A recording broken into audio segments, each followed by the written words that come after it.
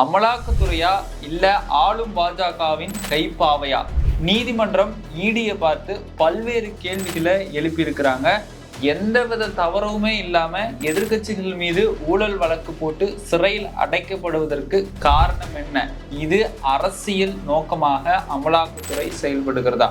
இது மாதிரியான பல கேள்விகளை உச்சநீதிமன்றம் எழுப்பி இருக்கிறது. என்னென்ன கேள்விகள், எந்த வழக்கில், என்ன காரணம், இது சார்ந்த முழு விவரத்தை இந்த வீடியோல நம்ம பார்க்க இருக்கிறோம். வாங்க வீடியோக்குள்ள போலாம். கோபாசை நண்பர்களுக்கு வணக்கம். நான் உங்கள் சின்ன அரசியல் களம். தொடர்ந்து பேசுவோம், உண்மையை உறக்க சொல்வோம். அதாவது இந்தியாவில் இப்போ பரபரப்பா பேசப்பட்டு இருக்கிறது அமலாக்கத்துறை தான். அமலாக்கத்துறையுடைய செயல் என்னன்னா, ஒரு பண மோசடியில ஒரு நபர் ஈடுபட்டிருக்கிறாங்க, அந்த குற்றம் நிரூபணம் ஆயிடுச்சு அப்படின்னா தான் அமலாக்கத்துறை அங்க போய் ஆய்வு செய்து, அவங்க வீடை ஆய்வு செய்து, அந்த பண மோசடி விசாரணை செய்து அவங்களுக்கு தண்டனை கொடுக்கலாம். ஆனால் சமீப காலமாக இந்தியாவில் அமலாக்கத்துறையே தானா முன் வந்து பல்வேறு வழக்குகளை எடுத்து நடத்திட்டு இருக்கிறாங்க. ஆனா அந்த வழக்குகள்லாம் நிரூபணமானதா அப்படின்னா அதுவும் கேள்விக்குறியாகத்தான் இருக்கிறது. இப்படியாக பல கேள்விகளை நீதிமன்றங்களும் எதிர்கட்சிகளும் கேட்டிருக்கிறாங்க. இதுக்கு முன்னாடி உயர் நீதிமன்றம், உச்ச நீதிமன்றம் அமலாக்கத்துறையை பார்த்து பல கேள்விகள் கேட்டிருந்தாங்க. அதுல முக்கியமான ஒரு விஷயம் என்னன்னா, இப்ப நீங்க ஒரு விசாரணைக்கு ஒரு வீட்டுக்கு போறீங்க, அந்த வீடு உடைய கதவோ இல்ல அந்த ஆபீஸுடைய கதவோ பூட்டப்பட்டிருந்தா நீங்க எப்படி சீல் வைக்கலாம் அப்படிங்கிற மாதிரியான உயர் நீதிமன்றம், உச்ச நீதிமன்றம் அமலாக்கத்துறையை பார்த்து கேள்வி கேட்டிருந்தாங்க. அந்த கேள்விக்கு அமலாக்கத்துறையை ஒற்றுக்கொண்டு சட்டப்படி இது தப்பு தான் அப்படிங்கிற மாதிரி சொல்லியிருந்தாங்க. அதற்கு பிறகு அமலாக்கத்துறைக்கு மேலும் 2 உதாரணங்கள் சொல்லி உயர் நீதிமன்றத்துடைய நீதிபதிகள் இது சொல்லியிருந்தாங்க. அதாவது அமலாக்கத்துறை என்ன லிம்பட் பைனா செயல்படுது அப்படிங்கிற மாதிரி. ஏன் அப்படி சொல்லியிருந்தாங்கன்னா, லிம்பட் பைன் அப்படிங்கிறது ஒரு வெடிகுண்டு. அதை ஏன் இவங்களோட ஒப்பிட்டு இருந்தாங்கன்னா, அதாவது அந்த லிம்பட் மைன் வந்து கப்பல் இருந்தா மட்டும்தான் வெடிக்கும். அப்படியாக கப்பல் இல்லைன்னா லிம்பட் மைனுக்கு வேலையே கிடையாது. அந்த மாதிரி ஏதேனும் பண மோசடி செய்யப்பட்ட ஒரு நபர் மீது குற்றம் சாட்டப்பட்டு அது நிரூபணமானாதான் ஈடிக்கு வேலை, இல்லைன்னா ஈடிக்கு வேலையே இல்லை அப்படிங்கிற மாதிரி சொல்லியிருந்தாங்க. அதே மாதிரிதான் ரோந்து ஆயுதம்ங்கிறது தானா போய் தாக்கிட்டு வரும். ஆனா ஈடியும் அதே மாதிரி தானா போய் தாக்கிட்டு வரீங்களே, இதெல்லாம் என்ன காரணம்? இதெல்லாம் முன்னாடி நடந்த உயர் நீதிமன்றத்துடைய வழக்குகள். இப்ப என்ன நடந்திருக்கு, எந்த வழக்குல அப்படின்னு பார்த்தோம்னா, இந்தியாவுல மிகப்பெரிய ஒரு விஷயமா பேசப்படுறது ஈடி தான். இந்த ஈடி என்ன பண்றாங்க, எதிர்கட்சிகளை வந்து ஊழல் வழக்குல சிக்க விட்டு சிறையில் அடைச்சிட்டு இருக்கிறாங்க. ஆனா அப்படி சிறையில் அடைக்கிறாங்களே, அவங்க மேலெல்லாம் இந்த குற்றம் தான் இருக்குதுன்னு நிரூபணம் பண்றாங்களா அப்படிங்கிறதே கேள்விக்குறியாகத்தான் இருக்கிறது. அப்படிங்கிற மாதிரியான கேள்விகள்லாம் உச்ச நீதிமன்றத்துடைய தலைமை நீதிபதி PR கவாய் அவர்களுடைய தலைமையிலான 3 நீதிபதிகள் அமர்வு நடந்திருக்கு. எந்த வழக்கு அப்படின்னு பார்த்தோம்னா, பூஷன் ஸ்டீல் மற்றும் JSW இது தொடர்பான வழக்குல தான் உச்ச நீதிமன்றம் விசாரணைக்கு வந்திருக்கு. இப்படியான அவங்களோட அமர்வுல PR கவாய் அவர்கள் சொல்லக்கூடிய விஷயம் என்னன்னா, நேரடியாக ஈடியை பார்த்து கேட்டிருக்கிறாரு. குற்றச்சாட்டு அப்படிங்கிற அடிப்படையில தண்டனையே இல்லாம அவங்கள சிறையில் அடைத்து அவங்களோட மனசை புண்படுத்தி அப்படி வெளியிடுறீங்களே. அதாவது அவர் சொல்லக்கூடியது என்னன்னா, குற்றச்சாட்டு அப்படிங்கிற பெயர்ல விசாரணைக்கு அழைச்சிட்டு போயிட்டு அவங்களெல்லாம் சிறையில் அடைச்சி பல நாட்கள் கழிந்ததுக்கு அப்புறம் அவங்க மேல அந்த தண்டனை, அவங்க மேல இந்த குற்றம் நிரூபிக்கப்படாம தண்டனை வாங்கி தர்றதுல அமலாக்கத்துறை தோல்வி அடையுது அப்படிங்கிற மாதிரி சொல்றாங்க. இதுக்கு ஒரு நல்ல உதாரணம் நம்ம சொல்லலாம்.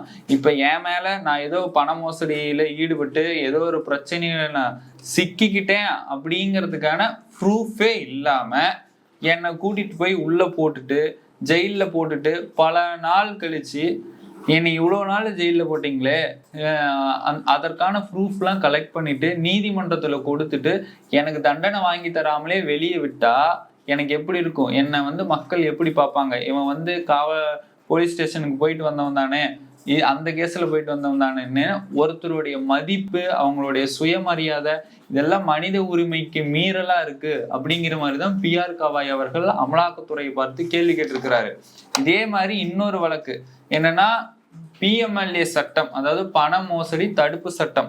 இந்த சட்டத்துக்கு எதிராக மறு ஆய்வு மனு வந்து யாரோ பிறப்பிச்சிருக்கிறாங்க. அதை விசாரித்த நீதிபதி உஜ்ஜல் புயான் அவர்களுமே இடி பார்த்து தரமான கேள்விகள்லாம் கேட்டிருக்கிறாங்க. இது வரைக்கும் இந்தியாவுல தொடர்ந்து எதிர்கட்சிகள் மேல 400க்கும் மேற்பட்ட வழக்குகள் இடி பதிவு பண்ணியிருக்கிறாங்க. ஆனா அதுல வெறுமனே நிரூபணமானது அப்படின்னு பார்த்தோமேனால் 10க்கு கீழே தான் இருக்கு. அப்ப நீங்க இதை அரசியல் நோக்கத்திற்காக இதை செய்யறீங்களா? ஆளும் பாஜகவுடைய கைப்பாவையா இடி மாறிடுச்சா? இப்படிங்கிற மாதிரியான பல்வேறு கேள்விகளை நீதிபதிகள் கேள்வி எழுப்பி இருக்கிறாங்க. இப்ப தொடர்ந்து இந்தியாவுல அரசியல் நோக்கத்திற்காகவும் அவங்களோட செயலை செயல்படுத்திக்கிறதுக்காகவும் தான் இடியை வைத்து ஆளும் பாஜக இந்த மாதிரி செஞ்சிட்டு இருக்கிறாங்க அப்படிங்கிறது இப்ப மக்கள் மத்தியில அம்பலப்பட்டு போச்சு. ஏன்னா நீதிபதிகள் கேட்கக்கூடிய ஒவ்வொரு கேள்விகளுக்கும் அமலாக்கத்துறையோட பதில் சொல்ல முடியல. அதுதான் அமலாக்கத்துறையை பார்த்து உச்ச நீதிமன்றங்களும் கேள்வி எழுப்புறாங்க, உயர் நீதிமன்றங்களும் கேள்வி எழுப்புறாங்க. இதே மாதிரி பல்வேறு கேள்விகளை தொடர்ந்து எழுப்பி கொண்டேதான் இருக்கிறாங்க. ஆனா இடி இது வரைக்கும் தன்னைப்பால ஒத்துக்கொண்டது என்னன்னா, அவங்க வீட்டுல இல்ல அப்படிங்கிற போது எங்களுக்கு சீல் வைக்கிறதுக்கு அதிகாரம் இல்லை, இதை மட்டும்தான் ஒத்துக்கிட்டாங்களே தவிர வெறுமனே குற்றச்சாட்டு அப்படிங்கிற பெயர்ல அவங்களே விசாரணை பண்ணி அவங்களே காவல் விசாரணையில வைத்து அவங்களை புண்படுத்தி அவங்களுடைய தனி மனித உரிமையை மீறி அவங்க இப்ப மதிப்பு மிக்க சமுதாயத்துல வாழ்ந்துட்டு இருப்பாங்க, அவங்களுடைய மதிப்பெல்லாம் போகுதே அப்படிங்கிறது தான் நீதிபதிகள் எழுப்பக்கூடிய ஒரு முக்கியமான கேள்வியா இருக்கு. இதுக்கு உதாரணமா ஒரு சில விஷயங்களை சொல்றாங்க. இதுக்கு உதாரணமா டெல்லியில அரவிந்த் கெஜ்ரிவால் அவர்களை அமலாக்கத்துறை விட்டு இடி ரைடு விட்டு அவங்கள ஜெயில போட்டதுக்கு இதுக்கு முன்னாடி பத்திரிகையாளர் சொல்லக்கூடிய விஷயம் என்னன்னா, பாஜக அடுத்து தேர்தலில் ஏதோ ஒரு விஷயத்த அவங்களோட அரசியல் பிம்பத்தை காட்டணும் அப்படிங்கிறதுக்காக எந்த கட்சி பெரும்பான்மையா அங்க வாக்கு இருக்குதோ, எந்த கட்சிக்கு பெரும்பான்மையா அங்க வாக்குகள் பெறுமோ அவங்க மேல ஒரு பிளாக் பாயிண்ட் உருவாக்கி அவங்கள உள்ள தள்ளி கடைசியா தேர்தல் வருது இல்ல அப்ப அவங்கள வெளியே விட்டுருவாங்க அப்படின்னு சொல்லிட்டு மூத்த பத்திரிகையாளர் ஒருத்தர் இந்த பதிவை செஞ்சிருந்தாரு. இதெல்லாம் நம்ம கொஞ்சம் கவனிக்க வேண்டிய விஷயம். இதே மாதிரிதான் பீகார்ல தேஜஸ்வி யாதவ் அவர்கள் மேல ஒரு வழக்கு போட்டிருந்தாங்க. அதே மாதிரிதான் தமிழ்நாட்டிலையும் செந்தில் பாலாஜி அவர்கள் மேலேயும் ஒரு வழக்கு போட்டிருந்தாங்க. இந்த வழக்கெல்லாம் எந்த அளவுக்கு நிரூபணமாகி எந்த அடிப்படையில நிரூபணமாகி வெளியே வந்ததுன்னா இதெல்லாம் நீங்களே அறிந்ததுதான். அப்ப ஆளும் பாஜக இடியை கைப்பாவையா மாற்றிட்டார்களா? இதுதான் எதிர்கட்சிகள் எழுப்பக்கூடிய கேள்வி. ஒண்ணு, இடியை வைத்து தனக்கு தேவையான விஷயங்களை அமலாக்கத்துறையை அரசியல் நோக்கத்திற்காக பயன்படுத்திக்கிறாங்க. இல்லையா இவிஎம் தேர்தல் ஆணையம், அவங்க தேர்தல் ஆணையம் இல்லைன்னா அமலாக்கத்துறை, இந்த ரெண்டுமே இல்லைன்னா பாஜக இந்தியாவில் இல்லை அப்படிங்கிறது எதிர்கட்சிகள் சொல்லக்கூடிய இது ஒரு விஷயம். இந்த விஷயத்த மக்கள் நன்கு புரிந்து கொண்டு அடுத்தடுத்து விழிப்புணர்வோட நம்ம செயல்படணும் அப்படிங்கிறதுக்கு இதெல்லாம் உதாரணம். சரி, இதுக்கு முன்னாடி இடி பல வழக்குல தர்மடி வாங்கின விஷயம்லாம் இருக்கு. இதே மாதிரிதான் கர்நாடகாவில் சித்தராமையாவுடைய மனைவி அவர்கள் மேல நிலத்தை சட்டவிரோதமா கொடுக்குறாங்க அப்படின்னு சொல்லிட்டு அங்க இருக்கக்கூடிய கர்நாடக உயர் நீதிமன்றத்துல இடி வழக்கு போட்டிருந்துச்சு.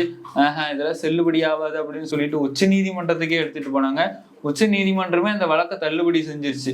நீ என்ன சொல்லி தள்ளுபடி சொன்னாங்க? அரசியல் நோக்கத்திற்கு அமலாக்கத்துறை செயல்படுதா அப்படின்னு சொல்லிட்டு உச்ச நீதிமன்றமும் இதுல ஒண்ணுமே இல்லை அப்படின்னு சொல்லி தள்ளுபடி செஞ்சுட்டாங்க. இப்ப தொடர்ந்து இந்தியாவுல இடியால தொடுக்கக்கூடிய வழக்குகள் 400க்கும் மேற்பட்டதா இருக்கு. ஆனா வெறுமனே 10 மட்டும்தான் நிரூபணமாயிருக்கு. அப்ப மீதி இருக்கக்கூடிய 300, 390 அவங்களுடைய நிலைமையெல்லாம் நினைச்சு பார்த்தா மிக பரிதாபகரமா இருக்கு.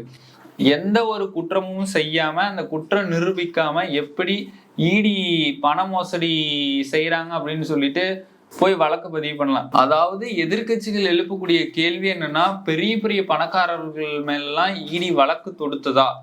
ஏன் சாமானிய மனிதர்கள், சாமானிய ஒரு சிறு குறு தொழில் செய்யறவங்க மேலெல்லாம் இடி வழக்கு போட்டு அவங்க மோசடி செய்யறாங்கன்னு சொல்றாங்களே?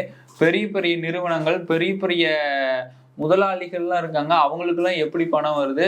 ஒரு சிலர் பிளாக் மணியை ஒயிட் மணியா மாத்துறாங்க. இதுல ஏன் இடி தொடர்ந்து செயல்படல இப்படிங்கிறது தான் அவங்களுடைய கேள்வியாக இருக்கு.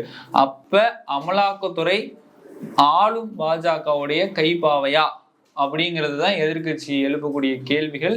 இதுதான் உச்ச நீதிமன்றத்துல பல வழக்குகள் இடி சார்ந்து போயிட்டு இருக்கு. இந்தியாவுடைய அரசியல்ல பெரும் பரபரப்பா பேசக்கூடியது இடி இல்லைன்னா இசி எலெக்ஷன் கமிஷன், இந்த 2 துறையும் தான் இந்தியாவில் பரபரப்பா பேசக்கூடிய துறையாக இருக்கிறது.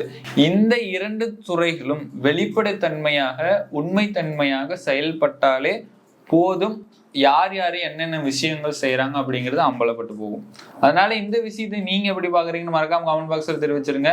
நம்முடைய அரசியல் சார்ந்த வீடியோக்கள் தொடர்ந்து வந்தடைய நம்ம சேனலை மறக்காம சப்ஸ்கிரைப் பண்ணிக்கோங்க. மீண்டும் ஒரு நல்ல அரசியல் காலத்தை நான் உங்களை சந்திக்கிறேன்.